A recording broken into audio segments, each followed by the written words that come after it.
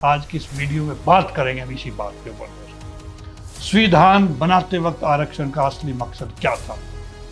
आज के युवाओं के वो सवाल जो अक्सर पूछे जाते हैं लेकिन जिनका जवाब कम मिलता है।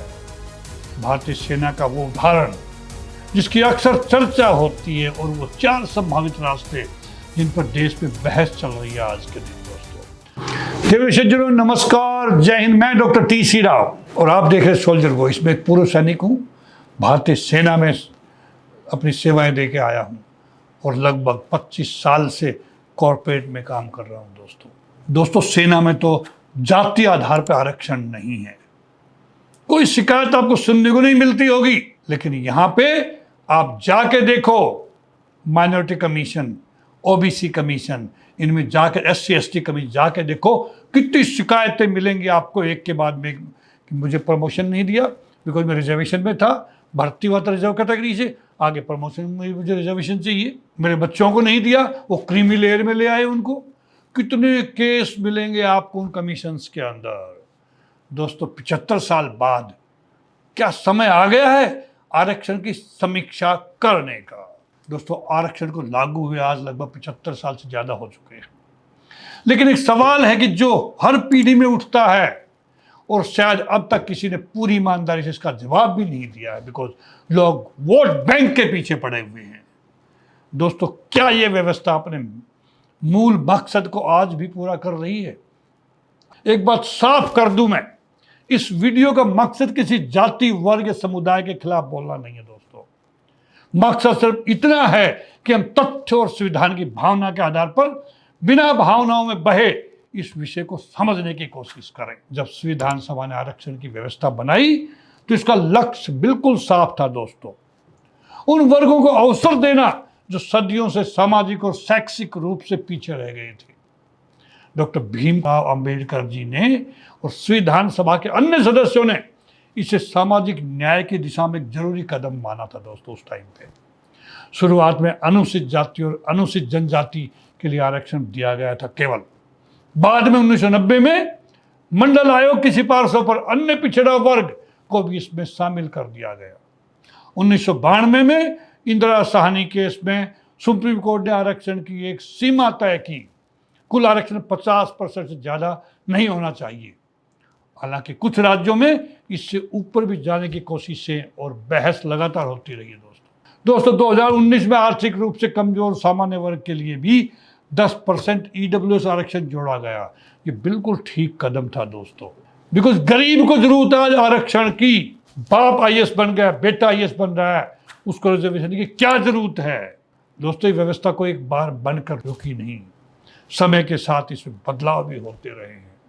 आज कई युवा ये सवाल उठा रहे हैं कि क्या आर्थिक रूप से कमजोर सामान्य वर्ग के विद्यार्थियों को भी पर्याप्त अवसर मिलने चाहिए? ये तर्क दिया जाता है अगर 2 विद्यार्थी बराबर प्रतिभाशाली हैं लेकिन एक सिर्फ आर्थिक तंगी की वजह से पीछे रह जाता है तो यह भी एक तरह की असमानता है। दोस्तों दूसरी तरफ यह भी सवाल उठता है कि क्या आरक्षण का फायदा बार बार उन्हीं परिवारों तक सीमित रह जाता है जबकि उसी समुदाय के कई गरीब और वंचित लोग अब भी पीछे हैं? क्या लाभ सच में सबसे ज्यादा जरूरतमंद तक पहुंच रहा है आज के दिन इस रिजर्वेशन का, या बीच में कहीं अटक जाता है? दोस्तों ये एक ऐसा सवाल है हम सबके सामने जिस पर समाजशास्त्री और नीति निर्माता दोनों बटे हुए इस मुद्दे के ऊपर। वहीं दूसरा पक्ष ये भी कहता है कि आरक्षण सिर्फ आर्थिक स्थिति की बात नहीं है बल्कि सदियों पुराने सामाजिक भेदभाव की भरपाई है। दोस्तों और सिर्फ कुछ परिवारों के आगे बढ़ जाने से ये नहीं कहा जा सकता कि पूरे समुदाय के लिए इसकी जरूरत खत्म हो गई है, क्योंकि सामाजिक भेदभाव आज भी पूरी तरह खत्म नहीं हुआ है। दोस्तों एक उदाहरण अक्सर दिया जाता है भारतीय सशस्त्र बलों का।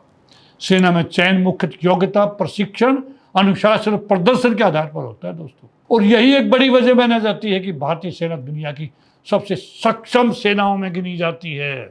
ये किसी से छुपा हुआ नहीं है। कुछ लोग मानते हैं कि इसी तरह की मेरिट आधारित सोच बाकी क्षेत्रों में भी लानी चाहिए, लेकिन दूसरा पक्ष यह भी कहता है कि सेना की भर्ती और सिविल सेवाओं के मकसद अलग अलग हैं। सेना का काम राष्ट्र की रक्षा है जबकि सिविल सेवाओं और शिक्षा व्यवस्था का मकसद व्यापक सामाजिक समावेशन भी है। इसलिए दोनों की सीधी तुलना करते वक्त सावधानी जरूरी है। दोस्तों मेरा मानना है क्यों सावधानी जरूरी है?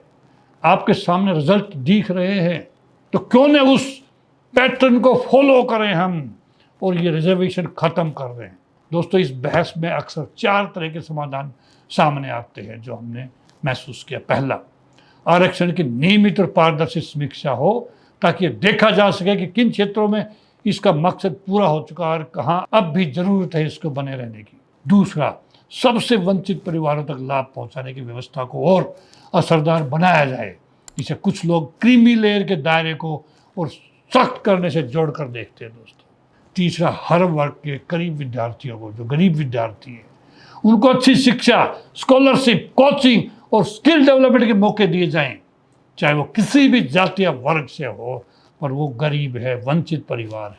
चौथा दोस्तों, सरकारी स्कूलों और उच्च शिक्षा संस्थानों की गुणवत्ता इतनी बेहतर बनाई जाए कि हर बच्चा एक बराबर के स्तर से मुकाबला कर सके, ताकि लंबे समय में असमानता की जड़ पर ही काम हो सके। ये चारों रास्ते दोस्तों अलग अलग नजरिए से आते हैं और हर एक के समर्थक और आलोचक दोनों मौजूद है दोस्तों देश में। आखिर में हमें ऐसा भारत बनाना है जहाँ सामाजिक न्याय भी सुरक्षित रहे और योग्यता को भी बराबर मौका मिले।